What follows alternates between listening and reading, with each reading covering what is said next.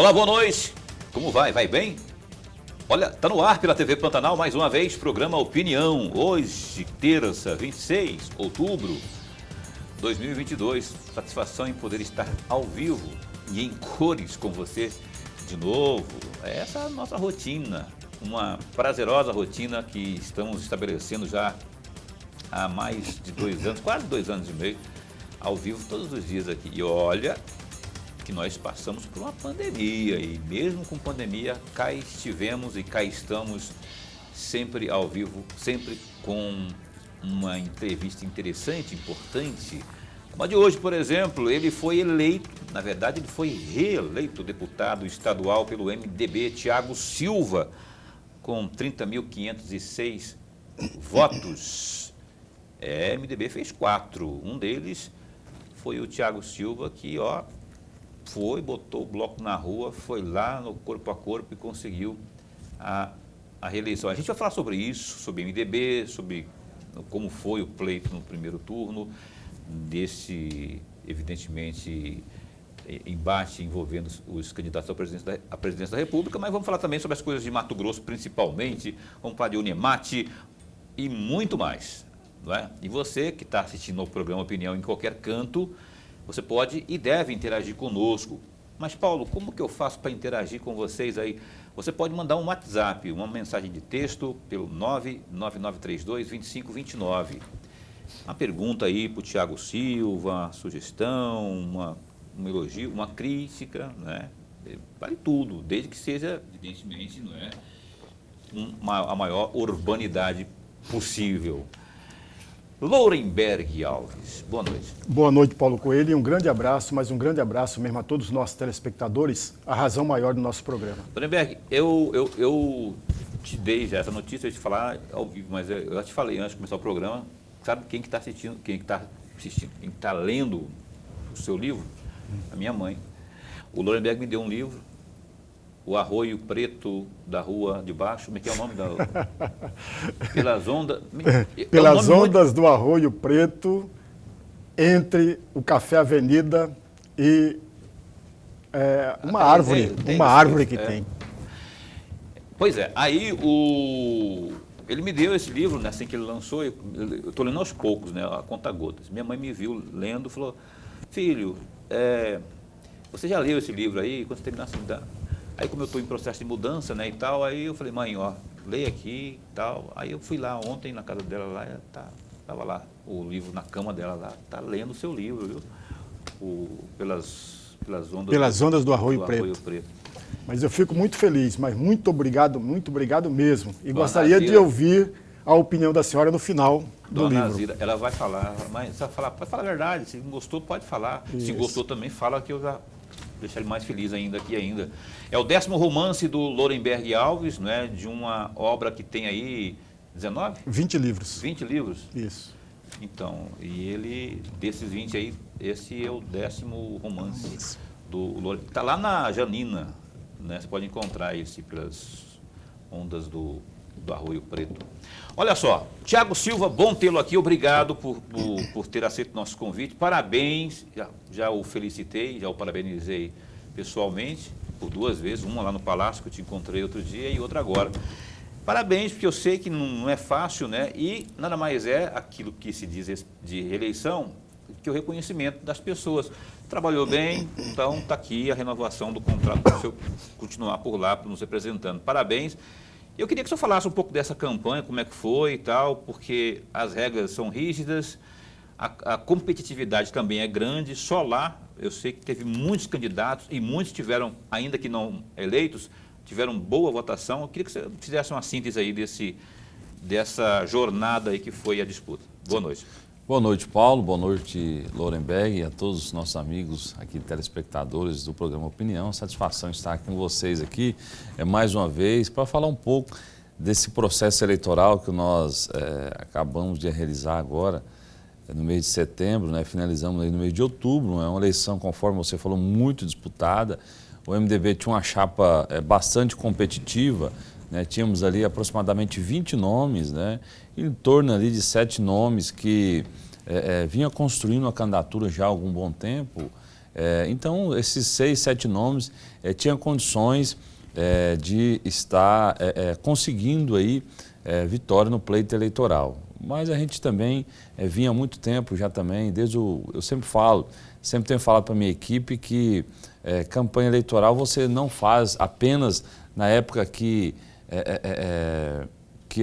ali o trabalho, na verdade não, a campanha não, mas o trabalho você não faz apenas ali antes das eleições, mas o trabalho você tem que construir durante todo o seu mandato.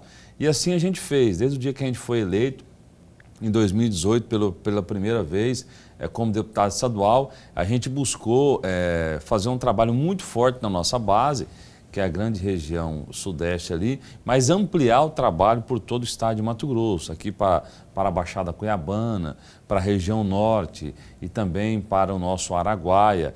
E graças a Deus, todo esse trabalho que foi desenvolvido, a gente conseguiu obter êxito agora nas eleições estaduais, aumentando nossa votação em mais de 60%. Buscamos fazer uma campanha muito pé no chão. Eu fui eleito vereador por 2 vezes pelo município de Rondonópolis.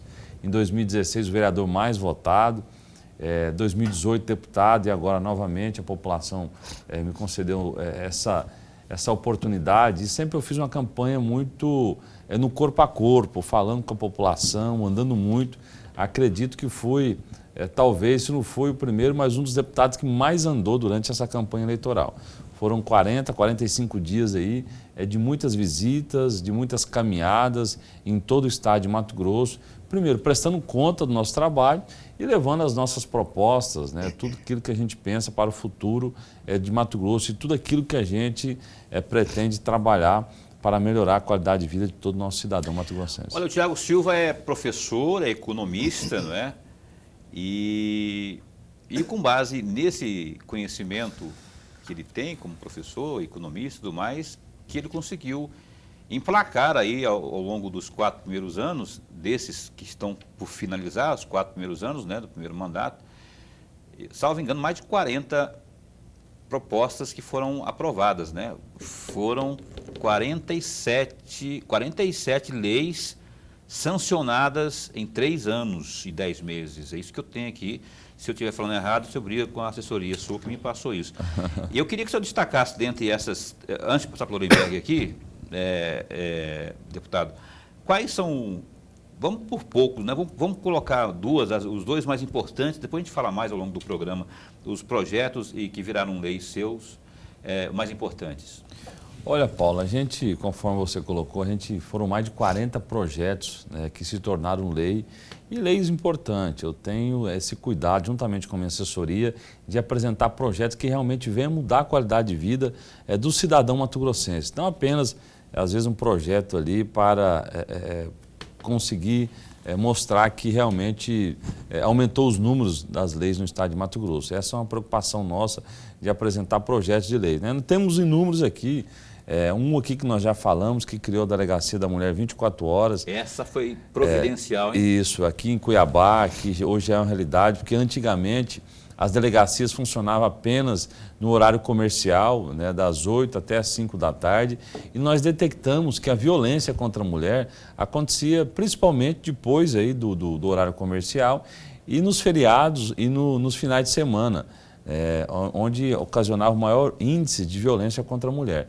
Em razão disso, nós apresentamos esse projeto, obrigando que o governo do estado abrisse a delegacia de forma para que realmente pudesse atender as mulheres fora desse horário de expediente, fora do horário comercial, principalmente nos finais de semana e nos feriados. E hoje é uma realidade, através do apoio da nossa primeira-dama, Dona Virgínia, que teve um trabalho fundamental de liderar esse processo. Nós temos a Delegacia da Mulher 24 horas aqui no estado de Mato Grosso.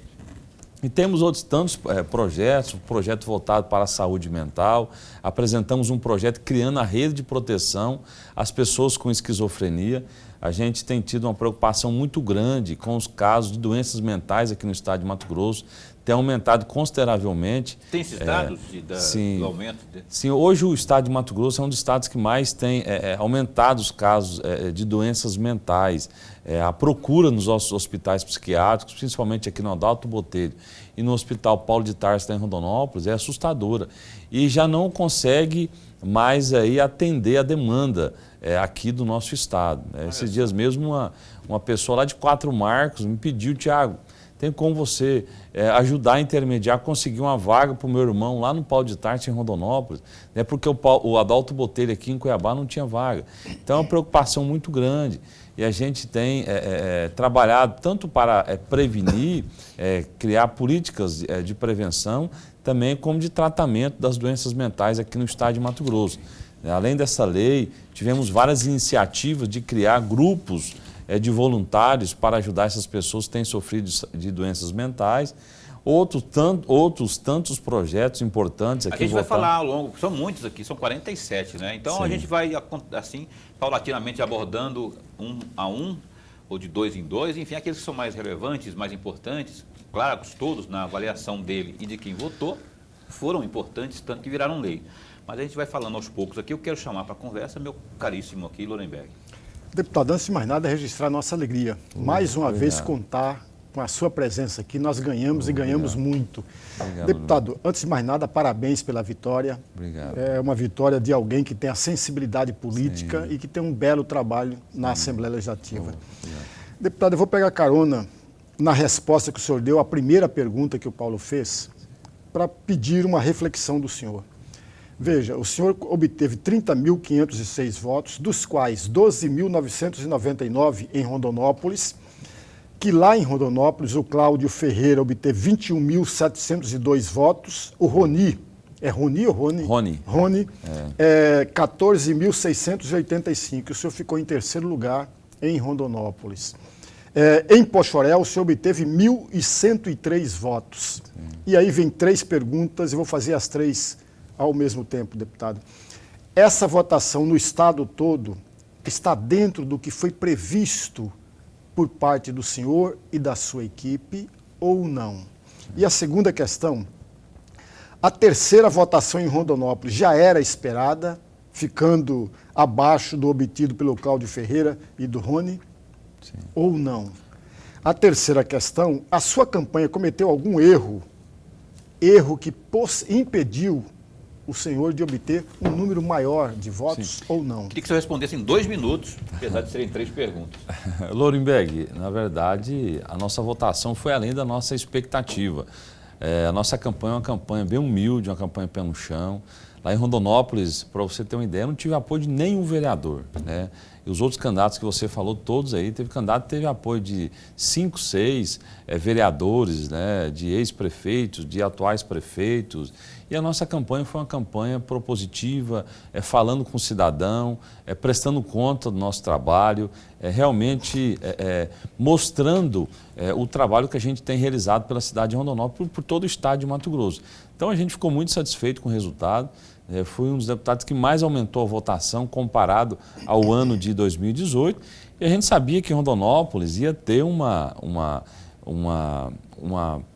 inflação de candidatos a deputados estaduais, assim como foi de deputado federal, e a gente já previa isso, mas a gente continuou o nosso trabalho. Houve uma inflação também de candidato na minha própria base, mas a gente ficou muito satisfeito com o resultado, praticamente 13 mil votos, né, uma campanha que não foi uma campanha do poder econômico, diferente de outros, não foi o candidato do prefeito, igual eu falei, não tive nenhum vereador que me apoiou lá. Então foi uma campanha da população, do trabalhador, do estudante, daquele que realmente luta por um estado cada vez melhor e tem acompanhado nosso trabalho. Então foi um voto de confiança, um voto de gratidão e de respeito pelo trabalho que a gente tem feito em prol do estado de Mato Grosso. Ok. O senhor chegou já fez isso, já mapeou onde o senhor teve votos no estado, todos os municípios? Quantos municípios do estado o senhor teve sim, votos? Paulo, nós tivemos voto em 133 municípios. Olha só. Eu tive voto ali na região sudeste, que fui o deputado mais votado de Iratinga, por um voto fui o segundo mais votado de Pochorel, o terceiro de Rondonópolis. Considero, pelo recurso que a gente tinha, considero um grande campeão e o mais votado de Rondonópolis, comparado às outras campanhas que estavam lá com alto poder econômico. E tantos outros municípios, Sapezal eu tive 713, Colíder tive 711. Teve algum município que o senhor teve um voto? Ah, teve. Ontem teve aqui, dando entrevista para a gente aqui, o deputado eleito federal, Coronel Assis, dizendo que teve dois municípios do estado que ele teve um voto. Sim. Um foi lá na Aguainha, parece, né? Uhum. E um outro, eu não lembro qual que era. Ele teve um voto, falou, eu quero saber quem foi que me votou em mim para ir lá dar um abraço nele. Araguainha e Rondolândia, tive um voto nesses dois municípios, né? Teve muitos municípios que em 2018 eu tive um voto, eu não tive nenhum voto. Se eu não me engano, em Colniz eu tive um voto, agora eu tive 363. Em Colíder eu tive um em 2018, agora eu tive 711 votos. Bom, né? Isso.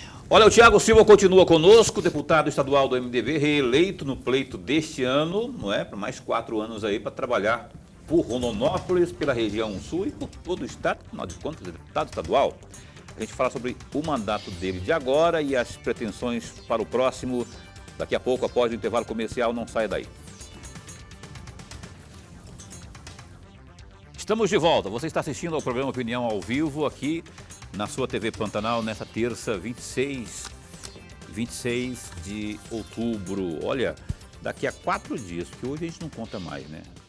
4 dias, mais algumas horas, estaremos aí já o fatídico para uns, tão esperado para outros, né? O dia de você ir lá, mais uma vez, fazer uma visitinha à urna eleitoral para decidir o futuro presidente desta nação. Expectativa, muita coisa, muita conversa, muita política e estamos aí, na expectativa. Olha só, o Gazeta Digital, que inclusive acompanha passo a passo desse segundo turno, lá tem tudo sobre o segundo turno, o dia a dia de cada um dos candidatos, enfim. Você tem muitas informações, muitas notícias e também essas que a gente tem aqui para destacar para você, ó.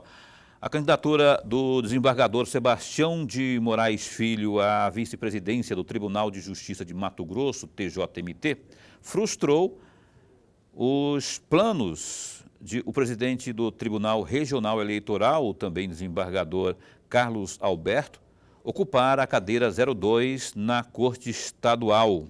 À imprensa, Carlos Alberto revelou nesta terça, dia 25, que havia um acordo para que ele disputasse sozinho a vice-presidência. A concorrência solo foi uma estratégia encontrada para superar os então limites da Lei Orgânica da Magistratura Nacional, LOMAN, que barraria uma candidatura do desembargador caso houvesse concorrente. Mas ao disponibilizar seu nome à disputa, Moraes ignorou o acordo interno. Sua candidatura, todavia, não conquistou a vitória esperada, uma vez que o desembargador só obteve um único voto, o seu próprio.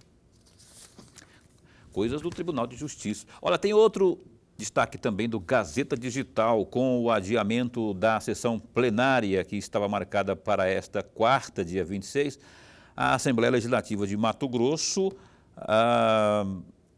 projetos de lei do governo do estado, né, essa data marcada para quarta, dia 26, lá na Assembleia, projetos de lei do governo do estado e dos próprios deputados serão apreciados só na próxima semana.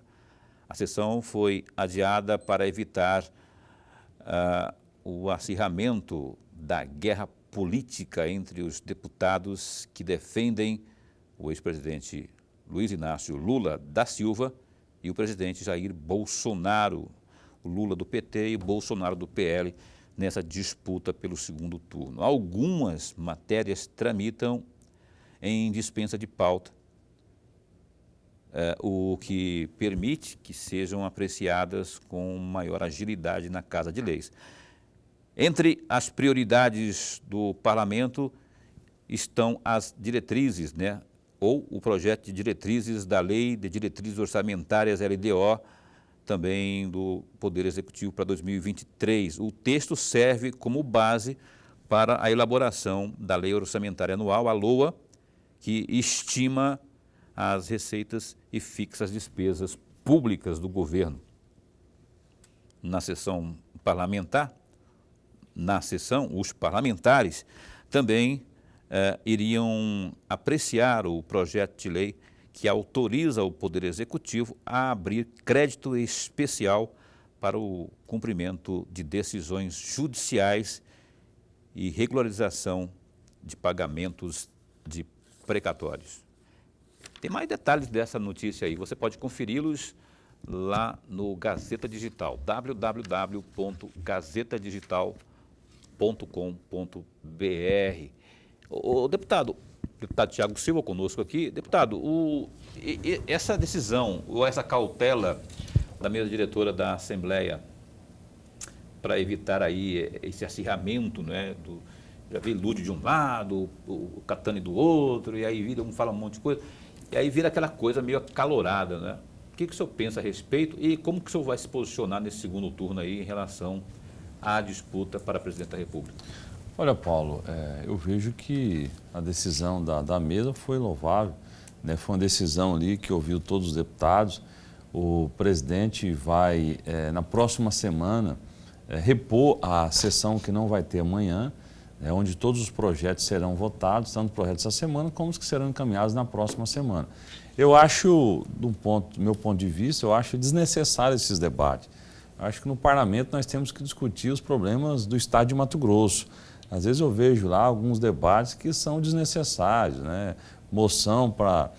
o que é da direita faz uma moção de repúdio para o candidato da esquerda. O da esquerda faz um repúdio para o candidato da direita, né? Então, acho que tem coisa muito mais importante para debater na Assembleia Legislativa, coisa muito mais importante para debater no estado de Mato Grosso, do que a gente ficar debatendo moção de repúdio. Eu acho que extremamente desnecessário, então por isso que eu achei importante. Na última sessão já teve alguma discussão quanto a isso aí, o presidente teve que intervir e acho que na próxima semana vai ser reposta essa sessão que vai acontecer amanhã, até mesmo para não acontecer isso, porque seria uma sessão só de debate, entre aqueles que defendem o Lula e aqueles que defendem o Bolsonaro. Eu acho que cada um já tem a sua opinião, né? É o parlamento ali que vai fazer as pessoas mudar de opinião, mas sim ou uma moção de repúdio que vai fazer as pessoas mudar de opinião. Então, às vezes eu acho que tem alguns debates ali desnecessários para o estado de Mato Grosso. Acho que tem coisa muito mais importante para a gente debater do que ficar debatendo moção de repúdio para o candidato A ou para o candidato B. Pois é, mas qual que é o seu candidato, A ou B? E Não, se candidato... B, qual que é? Sim, eu sou filiado do MDB. No primeiro turno o MDB teve uma candidata. No segundo turno, né, eu optei votar para o presidente Bolsonaro, né, por entender que aquilo que a gente acredita, aquilo que a gente defende lá na Assembleia Legislativa, principalmente a defesa da família, dos valores cristãos, são pautas que ele também tem defendido lá em Brasília. Então, o meu voto, o meu posicionamento é pelo presidente Bolsonaro. Lorenberg. Deputado, no mês de setembro, agora deste ano, o senhor recebeu uma carta-pauta do CISMA. Essa carta foi entregue primeiro... Que é o Sindicato da Saúde, né? Da Saúde. Essa carta foi entregue primeiro para o senhor Joaquim Silva, Sim. que é o pai do senhor. Sim, né? sim. E aí o seu pai entregou essa carta-pauta para o senhor, que tem 5 tópicos. E o último tópico desses 5 trata exatamente, entre aspas, criação de uma comissão proposta pela Assembleia Legislativa com vista a um estudo de viabilidade para amenizar a alíquota previdenciária dos aposentados e pensionistas que atualmente vivenciam situação de penúria. Fecham aspas, essa é o último tópico dessa carta-pauta. E aí a minha pergunta, deputado, o senhor pretende provocar, instigar os seus pares para a formação dessa comissão, para fazer esse estudo agora, no final da legislatura, ou vai esperar para que isso venha a ocorrer na legislatura seguinte? Sim. Lorenberg, eu quero aqui cumprimentar toda a diretoria do CISMA, dizer que desde o meu mandato de vereador por Rondonópolis e agora como deputado não tem sido diferente, a gente sempre tem votado a favor do servidor público. Nós fazemos parte, o MDB faz parte da base do governador, Mauro Mendes, mas em alguns momentos a gente discordou de alguns projetos, e um deles foi a reforma da Previdência. A gente sabe que tinha uma decisão do governo federal para aumentar a alíquota de 12% para 14%, né, para corrigir o déficit da Previdência, porém eu não concordei em taxar os aposentados inativos novamente, porque eles já contribuíram toda a sua vida funcional com a Previdência e depois ter que pagar de novo. Então eu fui um dos deputados, acho que foi 6 ou 7 votos, contrário à reforma da Previdência. Eu fui um desses que votou contra a reforma da Previdência em razão dessa taxação dos aposentados. E a gente tem um compromisso de criar essa comissão, já está sendo debatido lá na Assembleia. Eu acho que a situação do Estado hoje é bem diferente do governo do que em 2019, né, quando houve esse debate da reforma da Previdência, e nós vamos sim ajudar a provocar esse debate e buscar sensibilizar o governo para que tire essa taxação dos aposentados. Eu quero voltar a falar de política aqui, mas bem rápido mesmo. O senhor citou agora no bloco anterior, ao desenhar aquilo que houve nesse pleito, especialmente para deputado estadual lá em Rondonópolis, como que o senhor se coloca com vistas a 24? Porque lá o pessoal que está realmente na ativa, né, é o mais lembrado. O senhor é um nome lembrado lá para a disputa da prefeitura. Eu queria saber se o senhor tem essa intenção, está no seu radar? Olha, Paulo, em 2020 eu não coloquei meu nome à disposição como candidato a prefeito, mas assim, a gente ficou muito feliz que todas as pesquisas que faziam, a gente sempre estava muito bem pontuado, empatado com o atual prefeito hoje, Zé Carlos do Parque. E assim, a população cobrava muito que a gente fosse candidato a prefeito. E nessa eleição, nessa campanha, onde a gente andava em Rondonópolis, a população me cobrava, né? Eu tinha que dar um justificativo por que eu não fui candidato a prefeito em 2020, né? Então, acho assim, é muito cedo ainda, nós temos que esperar e terminar esse processo eleitoral de presidente. A gente já tem sido procurado por algumas forças, algumas lideranças políticas lá do município, e nós queremos sim participar desse debate, ou como candidato, ou fazendo alguma aliança lá no município.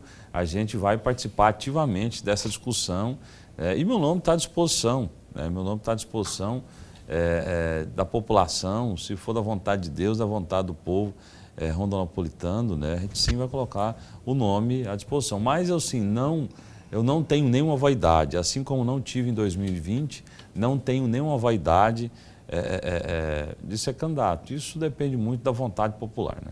Lorenberg.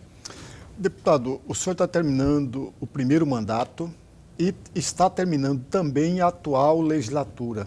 Eu gostaria muito de ouvir um balanço no ponto de vista da fiscalização, que corresponde exatamente ao artigo 26, item 8º da Constituição do Estado, que é uma obrigação da Assembleia Legislativa, portanto, de todos os deputados, fiscalizar dia a dia das ações e dos atos do governador e do governo do Estado.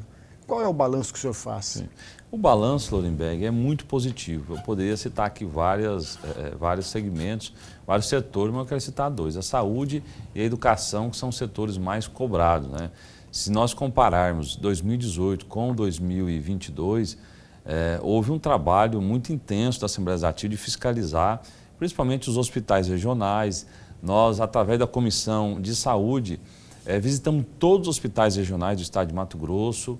Através da Assembleia Legislativa, nós cobramos do governo para que colocasse o pagamento em dias para os municípios. Em 2019, quando nós assumimos o mandato, praticamente havia um débito de 12 meses com os municípios. Então, o caos na saúde estava muito grande. Cobramos do governo aí a retomada das obras que estavam paralisadas aqui na capital, né, como o hospital universitário. Na educação, quando nós assumimos como presidente da Comissão de Educação, nós fizemos visitas em praticamente todas as regiões do estado de Mato Grosso. Nós tínhamos aí aproximadamente mais de 400, aproximadamente quase 500 escolas que precisavam de reforma. Eu quero citar aqui a escola Ermelinda, aqui em Cuiabá. Logo quando eu assumi o mandato, eu fui lá em loco ver a realidade da escola Ermelinda, que há 2 anos tinha acontecido uma ventania e parte da escola tinha desabado, né? E ali as crianças já não podiam mais estudar na escola, estavam em um container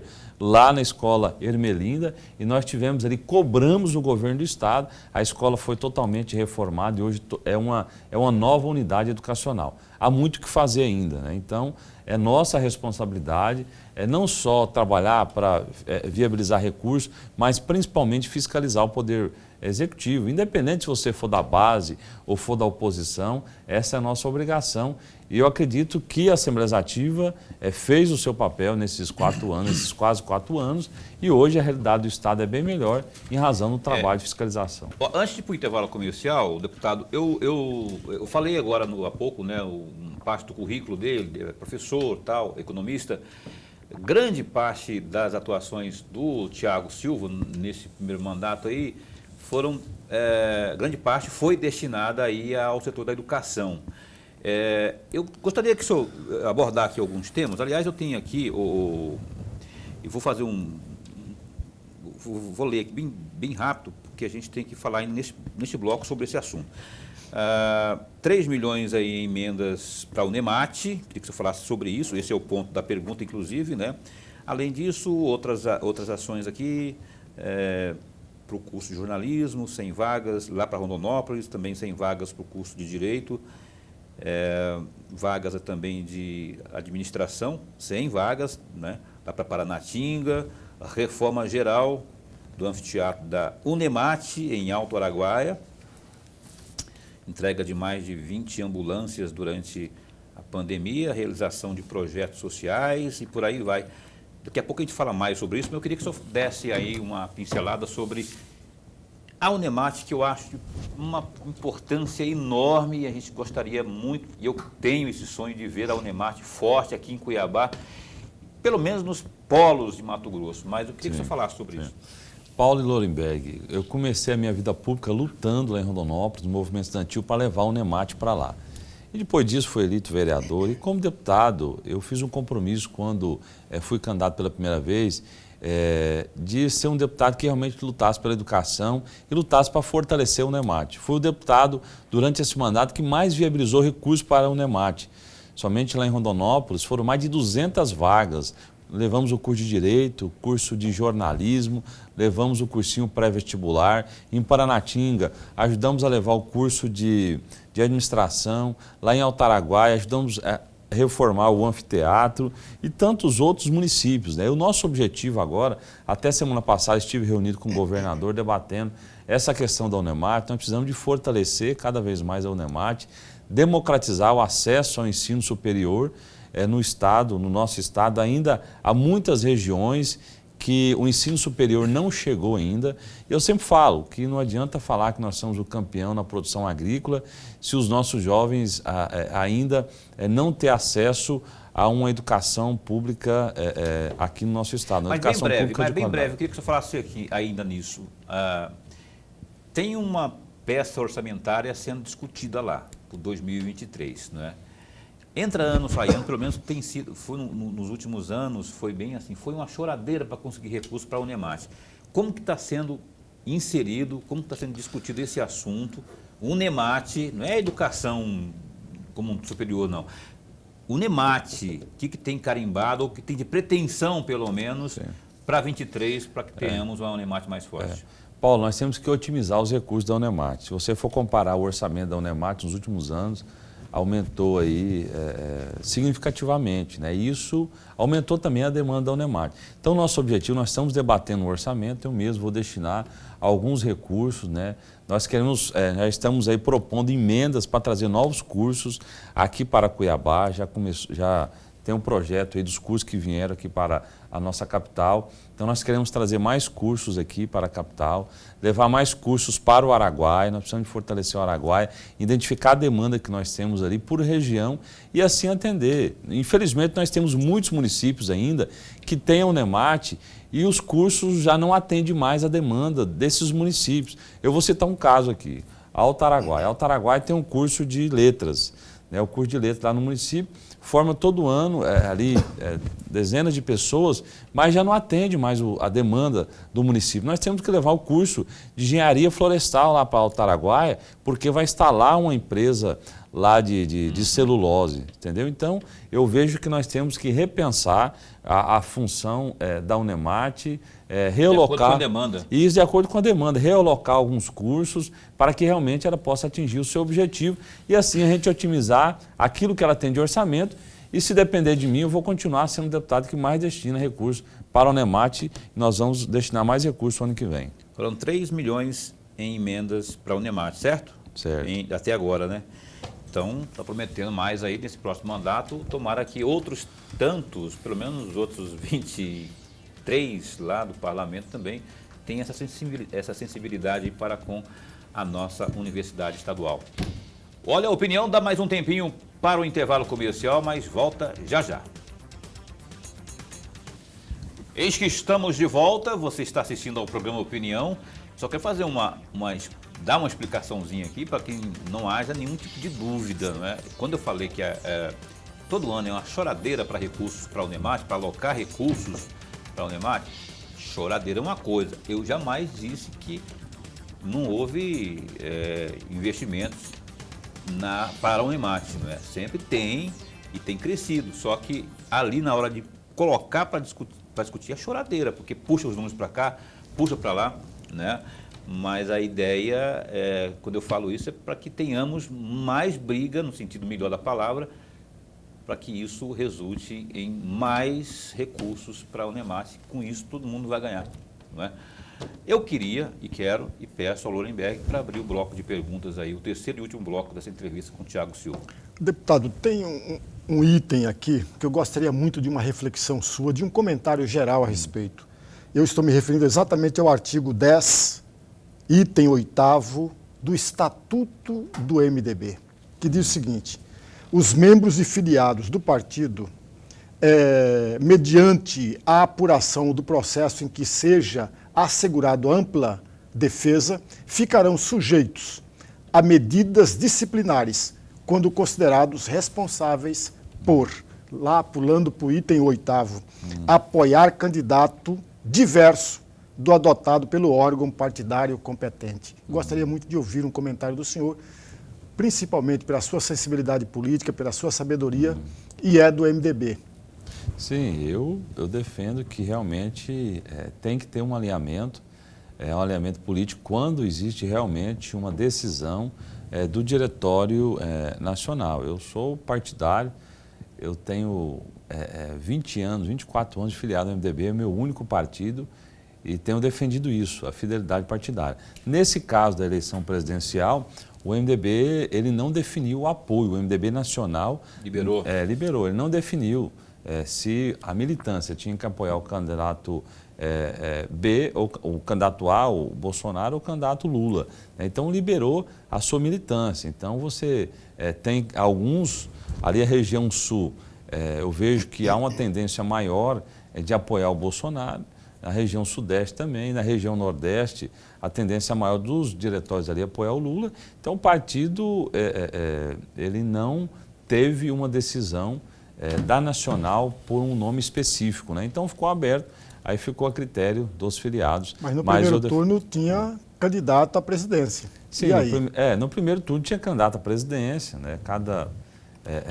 O diretório tinha a decisão de apoiar a candidata Simone Tebet, um nome preparadíssimo, né? Uma pessoa que realmente veio e fez um bom debate essencial, mas eu sempre tenho colocado isso e tenho defendido que a importância da gente realmente ter o candidato, mas que o candidato seja competitivo também, né? Então, e que tenha um amplo debate com a sua militância, né? Para às vezes não acontecer que um ou outro ali não quer apoiar um candidato porque o diretório não foi ouvido, né?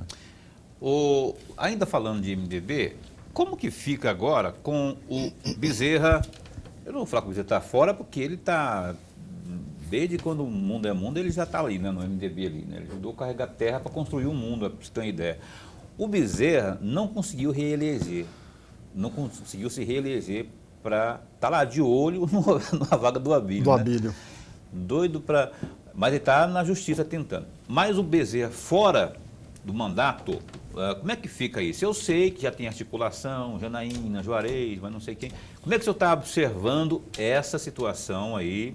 quanto ao comando do MDB no estado de Mato Grosso, ou o Bezerra tem café no bolo para, mesmo sem mandato, seguir adiante? Bom, Paulo, o Bezerra é um grande estadista, né? Eu não vejo, não é porque o Bezerra não conseguiu aí ter êxito nas eleições que ele está fora do processo partidário, né? O Bezerra, ele tem liderança muito forte, tanto aqui quanto em Brasília. Já aí um desejo da militância, tanto aqui de Mato Grosso e também de Brasília, já alguns vídeos aí que foram publicados até pelo nosso presidente Baleia Rossi, para que ele possa continuar como presidente do partido. E o Bezerra, pela sua liderança, pela sua experiência, ele tem conduzido o MDB com muita sabedoria para que o PMDB continue sendo esse partido forte, continue fazendo um grande número de lideranças aqui no estado. Então, eu defendo a continuidade do Bezerra como presidente do partido pela sua experiência, pela sua liderança e pelo respeito que todos nós temos por ele. O senhor acha que o MDB tem que ter cargo, vai pedir cargo, vai requerer cargo na gestão do Mauro, nessa nova gestão do Mauro Mendes?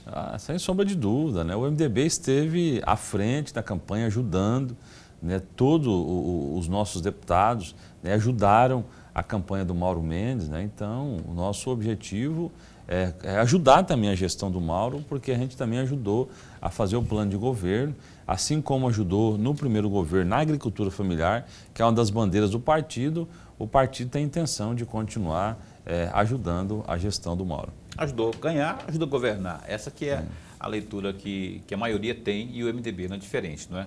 Lorenberg, faltam 5 minutos para o encerramento do programa. Eu queria que você fizesse a pergunta para ele responder, para a gente otimizar aqui. Muito rapidamente, deputado. Ainda na primeira parte da resposta que o senhor acabou de nos dar, a respeito do MDB, mas na Câmara Federal. O senhor provavelmente, eu tenho certeza que o senhor pediu votos aos candidatos do MDB à Câmara Federal.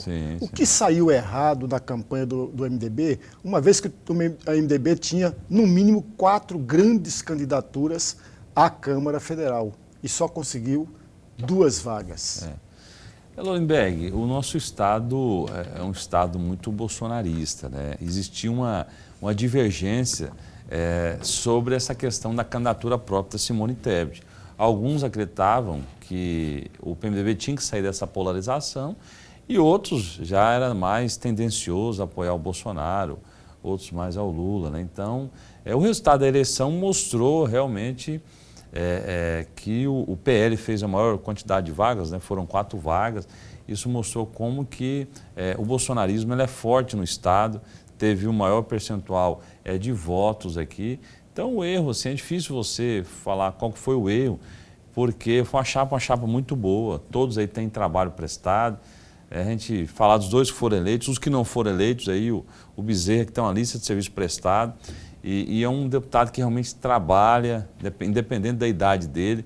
O Bezerra eu tenho acompanhado, todo dia está atendendo vereadores, prefeito, andando em todo o estado. O próprio Valteni, que foi um deputado muito trabalhador, de toda a nossa chapa. Então, eu acredito que talvez essa questão da eleição presidencial acabou favorecendo muito, vamos supor, a chapa do PL e o MDB, por ter uma candidatura ali que estava fora dessa polarização, acabou talvez sendo prejudicado em razão disso aí. Porque os candidatos do PL, muitos ali, não quero generalizar, muito levavam com muita veemência, né? Os outros candidatos do PT também, o candidato a presidente acabou sendo favorecido com essa, puxando os votos aí juntamente com os candidatos a presidente. Bom, eu tenho que encerrar o programa, não é? Eu quero agradecer demais aqui ao Thiago Silva, deputado estadual, reeleito pelo MDB. Teríamos muito mais para falar aqui, rapaz. Você não sabe que o Thiago tem um ônibus, né? Como é que fala? O itinerante lá. Gabinete itinerante. Gabinete itinerante também, Isso. Que teve 10 edições realizadas nesse mandato aí, até agora, 3 anos e pouco. E aí tem uma lei que eu queria falar com ela, mas não vai dar tempo, que é uma lei que trata aqui da questão que a gente falou agora há pouco da agricultura familiar, né, que fala do cooperativismo da agricultura familiar. Isso. Lei do Thiago Silva. A Lei 11.145/2020 dispõe sobre a política estadual de apoio ao cooperativismo da agricultura familiar. Isso é importante demais da conta, mas não vai faltar espaço e oportunidade para a gente voltar a falar aqui dos projetos, inclusive os sociais, que tem muita coisa aqui que a gente poderia estar falando. O qualifica de formação, qualifica MT, formação, é um monte de coisa que eu não consigo falar tudo, porque o tempo de rede aqui ele é implacável. Tiago Silva, muito obrigado por ter vindo aqui. Esse espaço continua a postos para bem informar. Muito obrigado, Paulo Coelho, muito obrigado, Lorenberg, a toda a direção aqui da TV. Para mim é uma honra, uma satisfação sempre estar aqui com vocês, né, dois baluartes aí da comunicação, muito preparados, e agradeço mais uma vez, dizer que estou à disposição, sempre que precisar pode chamar que estarei presente. Muito vamos obrigado. Chamar, sim, vamos chamar, vai ser uma satisfação recebê-lo aqui, até para prestar conta, não é? Sim, quando a gente traz aqui, o cara faz a prestação de conta. Lorenberg, então? Até amanhã. Até amanhã, um abraço ali para o Henrique Pimentel, Pimenta, né? Pimentel por minha conta. Eduardo também, Eduardo, né? Ronaldo, aí, tudo errado aqui. Ronaldo Pacheco, não, Teixeira. Teixeira. Não, Teixeira. Agora sim, abraço a você, a menina também da comunicação, que eu esqueci o nome dela. Samanta. Obrigadão. Amanhã a gente entrevista aqui o Nelson Soares, ele é presidente do Sindipetróleo, tá aumentando de novo aí, etanol, gasolina.